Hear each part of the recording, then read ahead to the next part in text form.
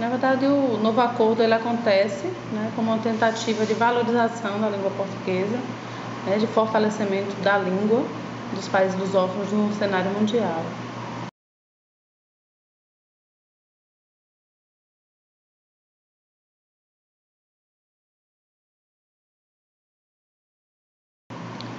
Bem, toda vez que institui um novo acordo ortográfico, gera-se uma polêmica, né? Então, há várias opiniões de linguistas, de estudiosos, dos próprios usuários.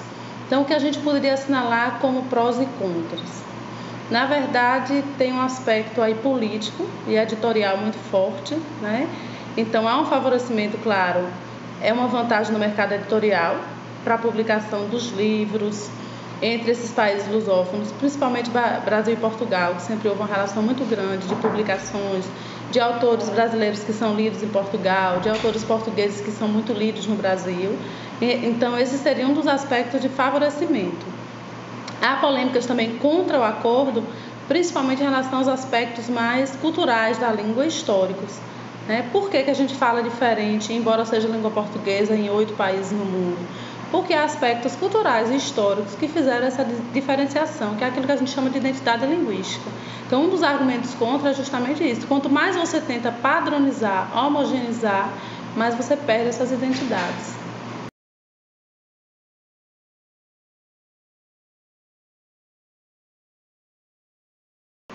Então, como eu disse antes, já existiram vários acordos, né, ortográficos antes, esse não é o primeiro. Então, desde assim, o século XVI, que se institui constantemente tentativas de unificação da língua, esse foi mais um, né? Então, foi um processo de discussão muito a partir das academias, né? Tanto da Academia de Letras aqui no Brasil, quanto em Portugal e nos demais países. Então, a gente diria assim, é uma discussão muito interna, muito restrita aos especialistas da língua, por assim dizer, e depois ele vai chegando às pessoas comuns, né? Quando ele já chega como mudança, como algo consolidado.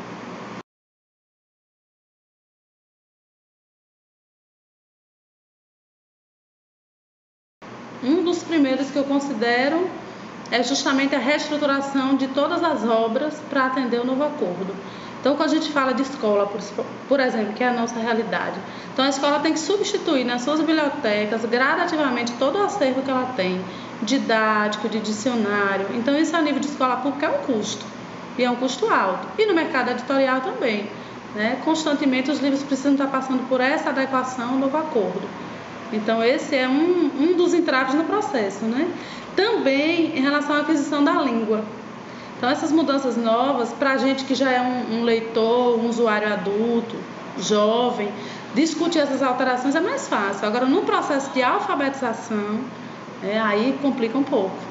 Aí requer do professor, um trabalho mais cuidadoso, e para a própria criança eu considero que fica um pouco confuso, porque ela vai demorar muito mais do que nós para se apropriar dessas mudanças.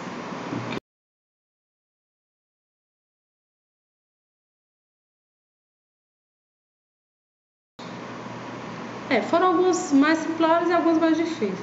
Por exemplo, de incluir na língua portuguesa oficialmente letras que a gente usava, era considerado estrangeirismo, né? O K, o Y, o W, a perda dos acentos nos ditongos abertos finais, em palavras como ideia, assembleia, o trema, que na nossa escrita, que na nossa grafia brasileira já não era muito usado, então aboliu-se de vez. Enfim, alguns outros exemplos, né? A questão do hífen, que vocês, né, já salientam a parte porque gerou muita polêmica, né? Então mexeu também com o hífen das palavras, enfim, com acento diferencial, foram várias mudanças.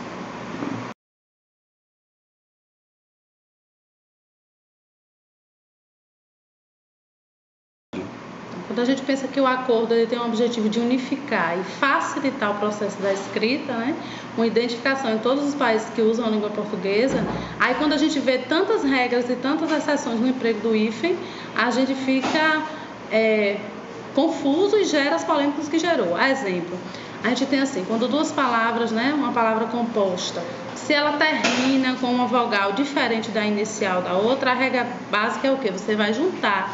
Só que tem as palavras que são exceção e que isso não aconteceu. O exemplo de arco-íris, de outras palavras. Então, assim, há uma regra, é exceção. Aí, quando a gente pensa, se é para unificar, não é para facilitar? E o hífen não, ele ficou sempre com as regras e com as exceções, que tornam a grafia ainda confusa.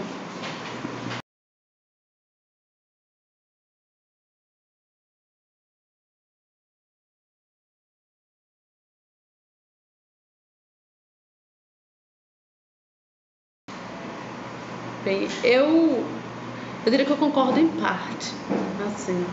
Quanto ao objetivo de tentar unificar a grafia das palavras, já porque o acordo não se refere à pronúncia, né? Só a grafia, a tentar padronizar a escrita. Quando a gente pensa no global, em todos os países lusófonos, eu acredito que é uma vantagem.